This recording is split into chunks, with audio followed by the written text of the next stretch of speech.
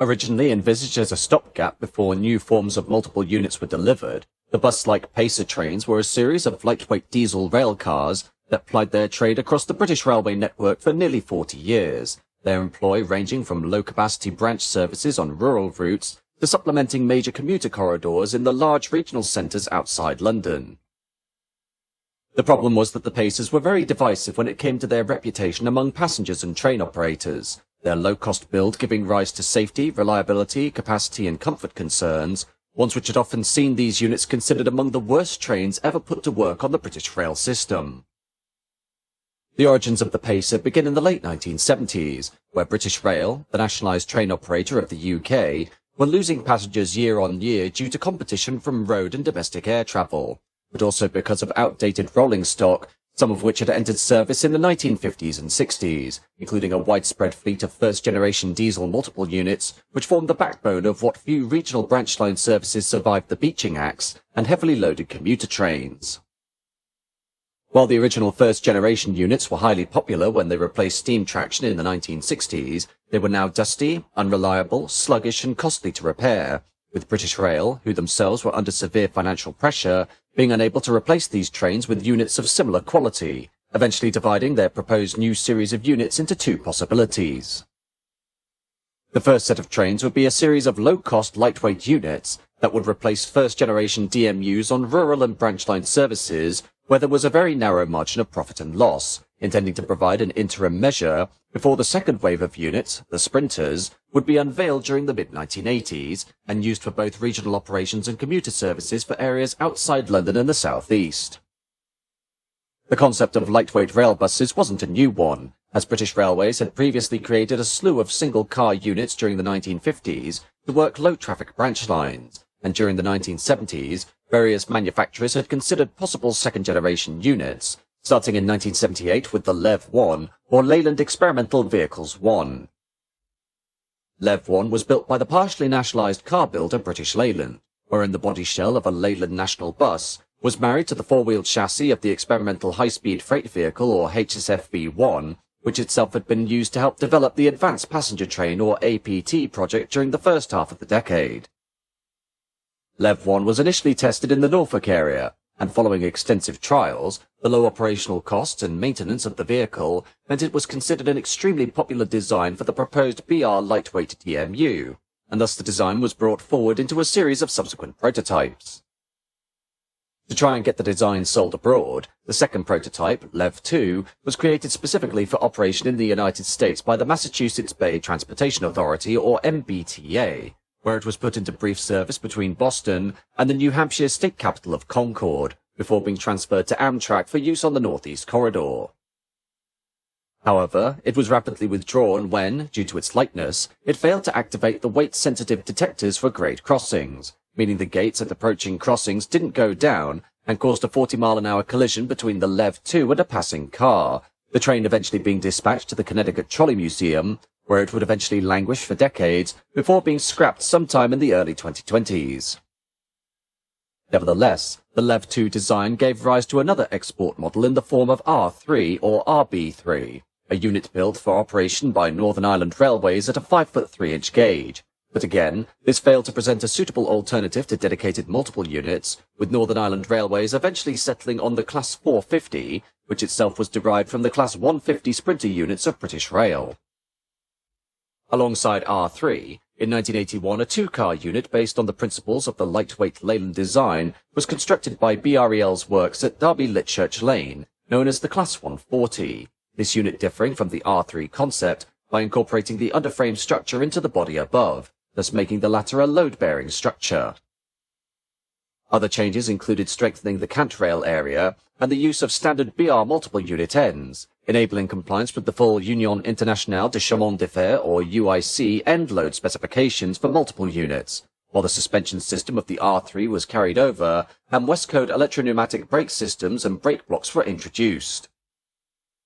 The Class 140 was originally powered by Leyland TL11 200 horsepower engines mounted beneath the cars with a self-changing gears mechanical automatic gearbox and a Geminder final drive unit on each car driving only a single axle, much of this mechanical configuration being derived from the Leyland National bus, but following numerous failures with the automatic transmission due to defective relay logic and poor earthing, the subsequent transmission was reworked to include a microprocessor-based controller. With the overall success of the Class 140, focus was placed on creating a two-car production unit which would later be unveiled as the Class 141, while at the same time, design elements from the Class 140 continued to inform the development of a single-car rail bus, resulting in two units being unveiled in 1984, the RB004 and the RB002, the former being tested extensively in the UK, while the latter was an export model that once again attempted to win over the American market. RB002 was initially tested in Pennsylvania on behalf of the Southeastern Pennsylvania Transportation Authority, or SEPTA, being used as a potential replacement for Budd RDC rail cars in order to reopen the section of the Fox Chase line north of Fox Chase to Newton, which had seen its passenger service suspended in January 1983. After various trials during September 1985, the RB002 failed to win over SEPTA due in part to budgetary problems, but also the unit's atrocious ride quality, the car being returned to the UK, whereupon it was unsuccessfully tested in Denmark and Sweden, before all proposals for single-car rail buses were dropped entirely.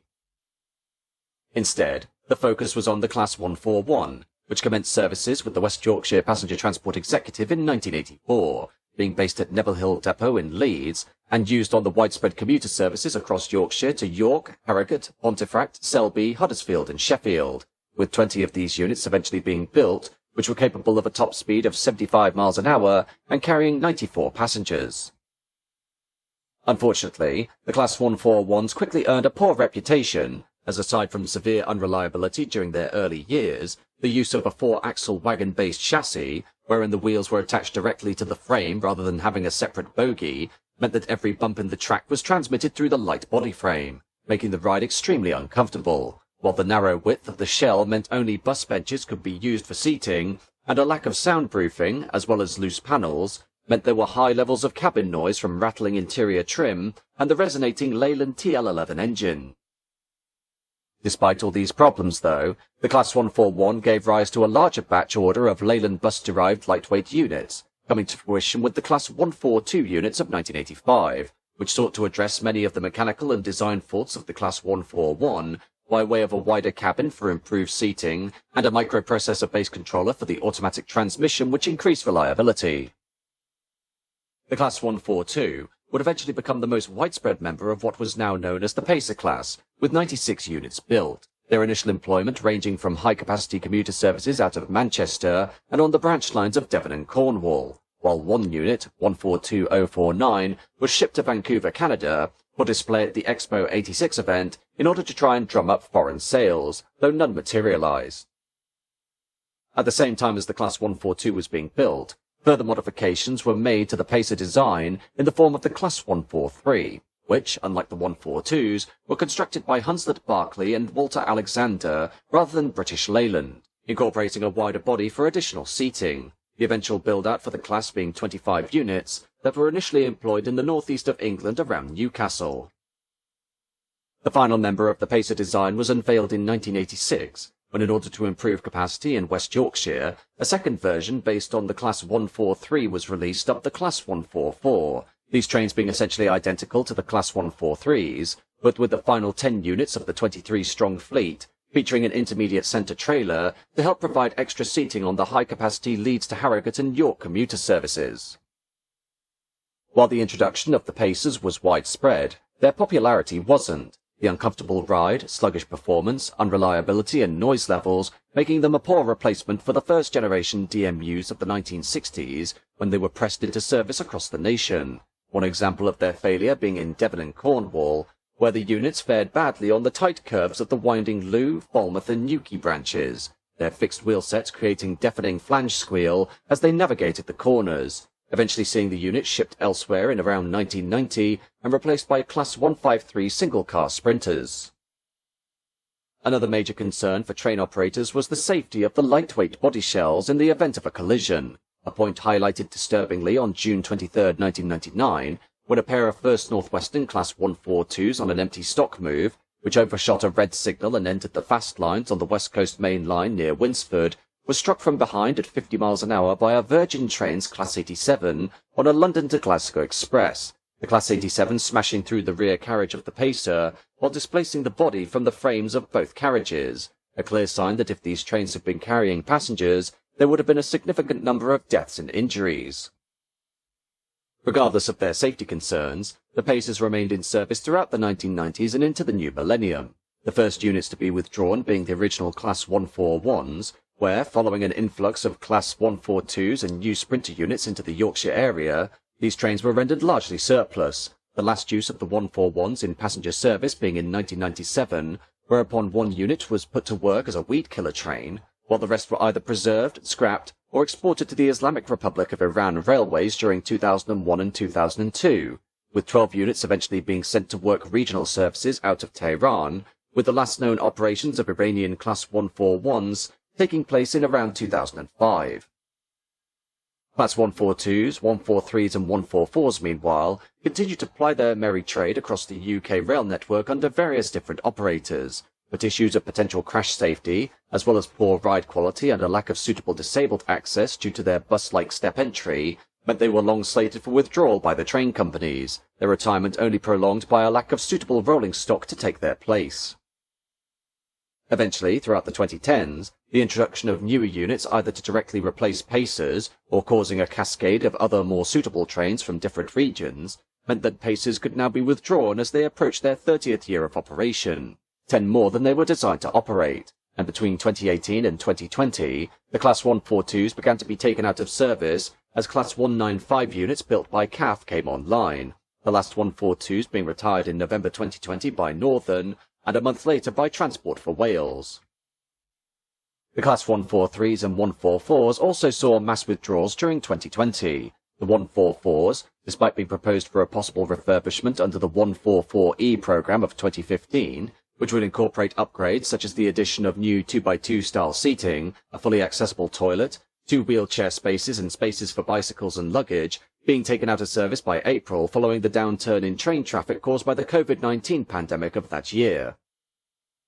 Class 143s were the last Pacer units to remain in regular operation on the UK network, as while Great Western Railway retired their fleet in December 2020, Transport for Wales were granted an extension of Pacer operations until May 2021, provided these units were operated in combination with a unit that presented disabled access that met the prevailing legislation, before full retirement of the units came about on May 29, 2021, bringing an end to the era of the Pacers on Britain's railways. Overall, the bus-like Pacers, despite their contentious reputation for poor ride quality, unreliability, sluggish performance and safety concerns, were units that far exceeded their intended operational lifespan and continued to see vital frontline work up to 35 years after they were built, the success and longevity of these trains being both a testament to their somewhat sturdy design, but also to the lack of funding available for train operators to replace these units by the mid-2000s, keeping such old machines in regular work simply because they had no other choice.